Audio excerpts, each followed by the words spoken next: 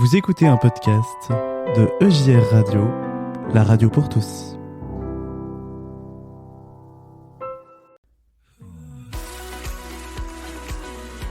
Tournoi de futsal, célébration et louanges, témoignages de sportifs de haut niveau.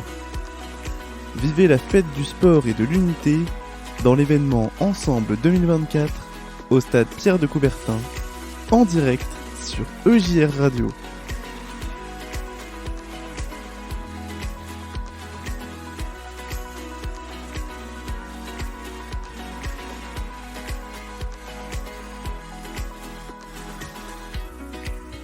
Et oui, nous sommes toujours en direct depuis le stade Pierre de Coubertin où les festivités ont débuté, le tournoi de futsal a débuté et puis vous devez l'entendre derrière nous. Oui, il y a du bruit, ça commence, c'est bien, c'est sympathique.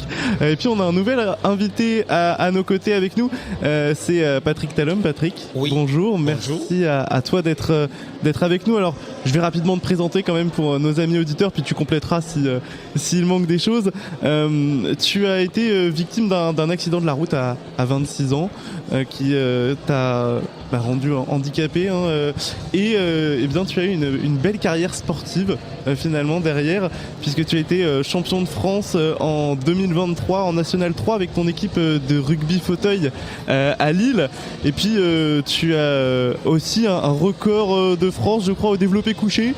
Un record personnel, voilà. Un record personnel. Voilà, à 90 kilos, et je suis fier de ça. Ah bah tu m'étonnes, tu peux. C'est pas moi qui vais soulever 90 kilos, moi je le dis. J'en fais 90, mais je vais pas me soulever. On va pas tenter qu'il te soulève, hein. on va rester tranquille. Voilà, tu as une belle carrière sportive, et puis tu as aussi une belle carrière, on va dire, je sais pas si on peut dire ça, mais universitaire aussi, puisque eh bien, tu as étudié de nombreuses choses, notamment la prise en compte du handicap, pour comprendre cette approche-là, plus globale, une vision intégrale finalement, pour développer ta propre approche du handicap. Finalement, c'est quoi alors ton approche du handicap ? Tout simplement, après cette année d'études, j'ai pu obtenir 2 masters, un master en sciences humaines et sociales à la Haute École de Santé publique à Rennes, et ensuite un autre master en faits religieux qui est couplé avec ce qu'on appelle une licence canonique au sein de l'Université catholique de Lille. Pourquoi ? Parce que le fait que je fasse un accident, je me suis retrouvé étranger dans mon propre corps, et lorsque j'ai regardé la manière dont la société aborde le handicap, je me disais qu'il y avait quelque chose qui manquait dans ça, parce qu'il y avait beaucoup de rationalisme et parfois on oubliait l'être que je suis, l'être sensible qui a besoin de se sentir aimé et d'accompagner. Et aujourd'hui, avec mes études et mon expérience, je suis arrivé à mettre en place ma propre approche du handicap, sociologiquement parlant. Ça veut dire c'est l'approche du devoir. La question n'est plus de savoir ce que la société fait pour moi. La question de savoir, même si je suis en situation de handicap, le handicap ne définit pas mon identité. C'est ce que je fais pour pouvoir m'aimer, aimer les autres et participer à faire bouger les lignes de la société. Mais attention, il y a une limite dans cette approche du handicap, c'est que lorsqu'on a un handicap psychique ou mental, comment on dit à une personne qui a un handicap psychique ou mental qu'elle a des devoirs, dans la mesure que parfois elle n'est pas responsable d'elle-même. Et la deuxième chose, c'est que j'ai développé un nouveau paradigme. Ça veut dire qu'aujourd'hui, on parle du paradigme de l'inclusion. Et j'estime que lorsqu'on dit inclus, c'est reconnaître déjà qu'il y a une exclusion. Et je trouve un soubassement assez fort. Ça veut dire déjà dans la devise républicaine, ça veut dire la fraternité. La fraternité qui nous invite à regarder l'autre comme un frère. Le livre de la jeunesse nous le rappelle très bien. Qu'as-tu fait de ton frère ? Mais également la dimension communautaire. Quand je dis qu'une approche le paradigme de la communauté, de la fraternité, ça veut dire que désormais, dans ce paradigme, la différence est déjà inclus. Il faut tout simplement réapprendre à s'aimer comme des humains. Voilà un peu le fruit de ces travaux à la fois universitaires et de l'expérience personnelle de mon parcours. C'est une très belle approche, je trouve, une très belle force de caractère en fait, et de force de vie. Qui est donné par l'Esprit Saint. Exactement. Parce que je crois que sur votre radio, je peux me permettre de crier haut et fort sans être tarsé de vouloir forcément changer les croyances de toute une personne, en disant oui, il y a quelque chose peut-être de moi, de ma propre résilience, mais il y a surtout le don de l'Esprit Saint. L'Esprit Saint qui nous appelle à aller évangéliser à travers le monde. Et aujourd'hui, le fait que vous soyez une radio chrétienne et que vous soyez dans ce stade Pierre de Coubertin, c'est montrer tout simplement qu'importe notre situation, on a tous des capacités, on est tous capables de quelque chose, et que l'Esprit Saint est là si on veut s'ouvrir à lui. Il est là et il est là à tous les moments de notre vie. À tous les moments. C'est ça qui est beau. Et du coup, quand tu fais du sport, déjà, moi, je me suis posé une question. Moi, j'ai fait du rugby étant plus jeune, mais valide. Oui. Qu'est-ce qui t'a amené à faire du rugby fauteuil et Du développé couché. Et développé couché, d'accord? Alors, pourquoi j'ai choisi le rugby fauteuil et le développé couché? Pour 2 raisons. La première raison, c'est que le développé couché me permet d'être face à moi-même. On a toujours besoin de se retrouver face à soi-même. Nous n'oublions jamais que Jésus, il nous dit dans les évangiles de Saint Marc, mettons-nous à l'écart. En attendant, c'est très important de se revoir soi-même. Je ne peux pas aimer les autres si je n'aime pas la personne que je suis. Et m'aimer, ça veut dire qu'accepter mes limites, accepter aussi ce que j'ai comme don. Donc le développé couché me permet donc d'être face à moi-même, face à une charge sur laquelle je dois pouvoir montrer donc que je suis capable. Et pour ça, il faut s'entraîner. Et ensuite, le rugby permet de comprendre que Dieu ne me donne jamais un talent pour moi seul. Dieu ne me donne jamais un charisme pour moi seul. Le charisme, c'est pour servir aussi la communauté. Et faire du rugby, c'est être en communauté, c'est être avec les autres, c'est être en cohésion. Et la cohésion permet de gagner ensemble. Il n'y a pas de plus belle victoire que celle qu'on le gagne ensemble. Donc voilà pourquoi j'ai choisi ces 2 sports. Parce que l'un me permet d'être face à moi-même et l'autre me permet de partager les dons que j'ai reçus. Okay. Donc quand tu parles de partage, est-ce que le fait de jouer en équipe, de jouer contre d'autres, te permet aussi de partager ta foi, d'être témoin de par ton être, de par ta vie, et d'être témoin d'une espérance? Alors c'est saint Antoine de Padoue qui disait, si je ne me trompe pas, que les paroles se taisent et que les actes parlent. Et aujourd'hui, je crois qu'en tant que chrétien, je suis aussi théologien chrétien, je peux le dire haut et fort que quand je joue, je dis quelque chose de l'amour de Dieu. Dans mon style de jeu, ce n'est pas un style agressif qui cherche à blesser l'adversaire. C'est un style qui cherche à marquer des points, qui cherche à amener mon équipe à gagner, mais dans le respect de l'autre, dans le respect de ce qu'il est, même si je le considère peut-être comme un adversaire, mais il n'est pas un ennemi au sens du terme. Oui. Du coup, ma foi, elle va se dire comment? Elle va se dire dans le style du jeu. Ma foi va se dire comment? Elle va se dire dans la manière dont je vais me comporter avec mes coéquipiers. Je ne vais pas les gueuler. Je ne veux pas crier dessus. Je veux respecter qu'ils puissent faire des erreurs.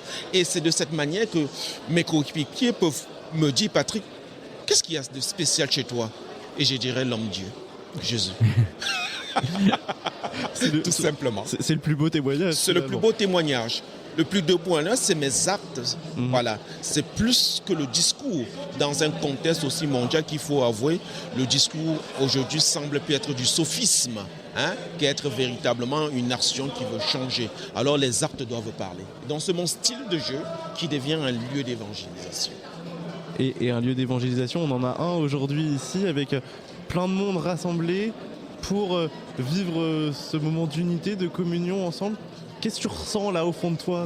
Je ressens tout simplement que la parole de Dieu a été toujours objet de sport. Je ressens tout simplement que Jésus est le premier sportif. Lui qui marchait de Galilée à Jérusalem, de Jérusalem à Nazareth, de machin truc, il était le premier sportif. Je ressens aujourd'hui une diversité de personnes qui sont là, diversité de charisme, mais une seule envie, participer à un moment de joie. Et le sport montre tout simplement que quand on est chrétien, on a le droit de faire le sport. Jésus ne nous empêche pas de mettre un maillot de football. Jésus ne nous empêche pas de courir dans un stade. Jésus ne nous empêche pas de gagner.